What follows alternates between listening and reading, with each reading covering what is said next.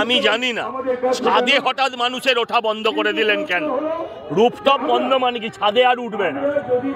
ছাদে উঠলে এখন পাক বিমানের আশঙ্কা করেছেন কিনা আমি জানি, বা উল্কা পাক, হ্যাঁ তার আশঙ্কা করেছেন কিনা আমি জানি।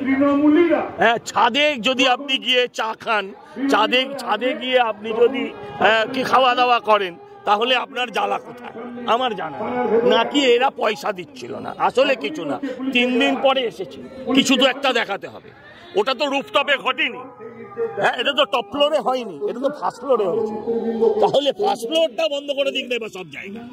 এগুলো সব পাগলাম, এটা মুখ্যমন্ত্রীর পাগলাম, এছাড়া আর কিছু। মাসখানেক আগে এই 24 নম্বর ওয়ার্ডে এই পাশেই একটা জায়গায় আগুন লেগে সেখানে 2 জন মানুষ মারা গেছে। এখানে আগুন লাগাটা অত্যন্ত রেগুলার ইস্যু। আপনি এই বড়বাজার চত্বরে আপনি বলুন, নন্দরাম মার্কেট থেকে শুরু করে ওপাশে আপনি এজরা স্ট্রিটের দিকে গেলে আপনি দেখুন সমস্ত মার্কেটে কখনো না কখনো আগুন লেগেছে। এটা একটা হোটেল, এখানে আগুনে মরেনি কেউ, পুড়ে মরেনি। মনে রাখবেন, এখানে একজন পড়ে মরেছে আর বাকিরা দম বন্ধ হয়ে মরেছে। কারণ যে জানলাগুলো ছিল বার বানানো হবে বলে সেই জানলাগুলোকেও কোথাও সিল করে দেওয়া।